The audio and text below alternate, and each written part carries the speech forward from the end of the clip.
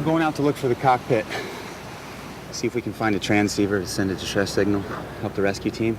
This was actually a scene where Sawyer is first introduced to the group, and he walks in and overhears what the conversation is about, and his negativity was apparent.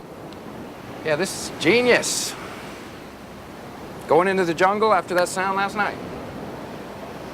The thing that moved those trees. Yeah, great idea. What's going on? Nothing. When they show up to rescue us while you're gone, we're not waiting around. It was, I think, the second scene that we had shot with Sawyer, and we were still trying to sort of find the voice of the character, and it didn't quite feel necessary, and it didn't seem like we sort of had Sawyer's voice yet. And also, I think that you want to get going. There was a sense of wanting to kind of get our people on the road. It just felt a little phony to me, I think. There was just one too many things going on in the scene.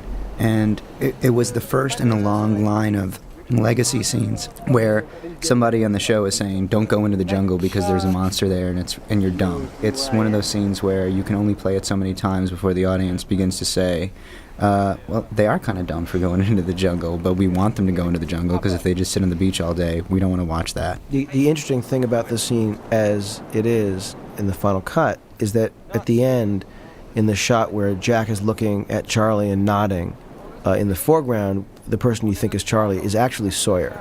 And if you look carefully, you might be able to tell it's not Charlie. But it plays as Charlie because the audience has no idea Sawyer was ever there, so just you read him as Charlie. Like help? I don't need any more help. That's cool, man. I don't really feel like standing around. Mutual raw film.